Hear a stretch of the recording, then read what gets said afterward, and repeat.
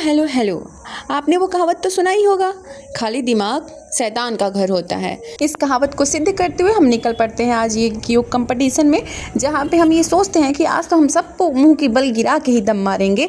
और यहाँ पे पहुँचते ही हम क्या देखते हैं, ये तो हमारे बागेश्वर है और यहाँ पे बहुत सारे लोग पहले से ही जुड़ चुके हैं। यहाँ पे रजिस्ट्रेशन हो रहा है, क्योंकि ऑनलाइन रजिस्ट्रेशन के बाद यहाँ पे ऑफलाइन रजिस्ट्रेशन करना पड़ता है। उसके बाद हमारे बच्चों को फ्रेश होना होता है, तो हम उनको लेके जाते हैं फ्रेश होने के लिए। और यहाँ पे आप देख सकते हैं कि बहुत सारी भीड़ और बहुत सारे बच्चे पहले से ही आ चुके हैं। ये हमारा वो स्टेज है जहाँ पे हमारे योगासन होने थे और हमारे जजेस बैठने वाले थे। इसके बाद ये हमारी दीदी है, प्यारी सी दीदी मुझे हेलो भी बोलती है। इसके बाद अतिथि को स्वागत के साथ स्टेज तक लाया जाता है।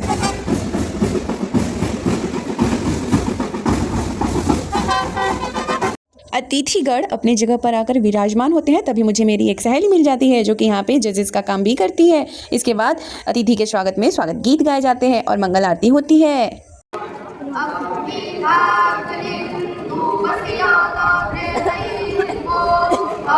अतिथियों के कार्यक्रम में ज़्यादा ही विलम्ब होने के कारण ये बच्चे बहुत ही बोर हो रहे थे, तभी ये अपना शतरंज पट्टी का निकाल के यहाँ पे कुछ बुद्धि लगाने लगते हैं, जो कि काफ़ी उनके टाइम को इंटरटेनमेंट करता है, अर्थात उन्हें बोर होने से बचाता है। पुष्पगुच्छ और स्मृति चिन्ह प्रदान कर उनका हार्दिक स्वागत व अभिनंदन करें। चंद्रकांत जी और ऋषभ पांडे जी शीघ्रता से मंच के समक्ष उपस्थित हों।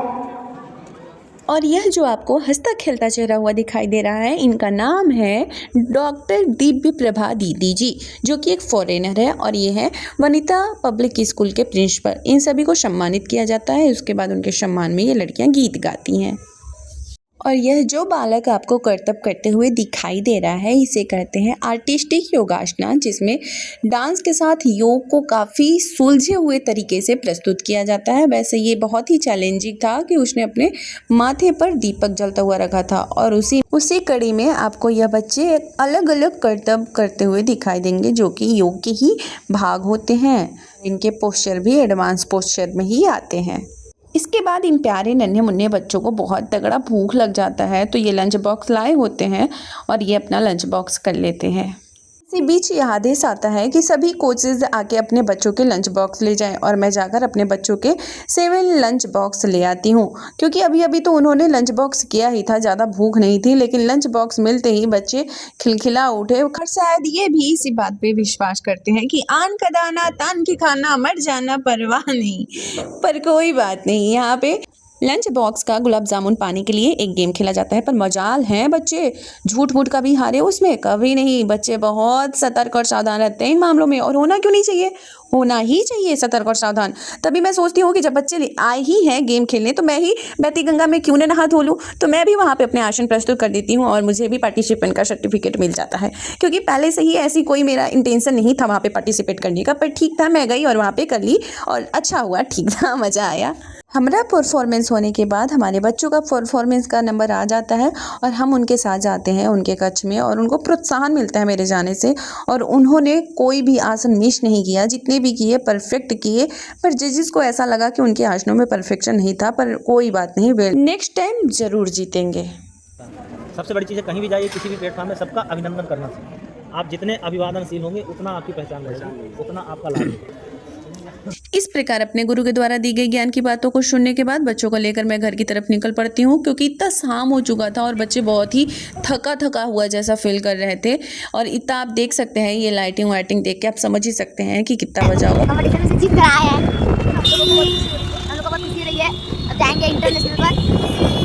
आपने सुना ना बच्चों की बातें, उनको कितना कॉन्फिडेंस है कि वो इंटरनेशनल तक जरूर पहुंचेंगे, और यदि वो मेहनत ऐसे ही करते रहे तो जरूर पहुंचेंगे इंटरनेशनल लेवल तक।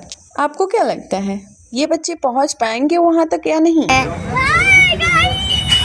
ये सब यहाँ पहुंचने के बाद इतने ज़्यादा उत्साहित हो जाते हैं कि क्या ही बताया जाए। इसका सबसे बड़का छेना देख लीजिए, खाते हुए दिखा लीजिए, देखिए मजा दे रहा है खाते खाते। इसके बाद सब अपनी इच्छा अनुसार समोसे और मिठाई लेकर खाते हैं और बहुत खुश होते हैं। ऐसा नहीं है कि मैं नहीं खाती, मैं भी खाती हूँ। हर जगह मार करती है। और खाएंगे हम लोग, अभी इस बार हम लोग मीठा खाएंगे, मीठा। तुम व्रत थी ना?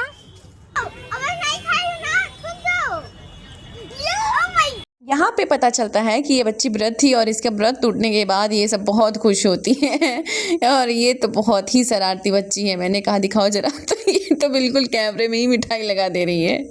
अच्छे से खाने पीने के बाद हम घर की तरफ प्रस्थान करते हैं। तब तक के लिए टेक केयर, बाय, मिलते हैं नेक्स्ट ब्लॉग में।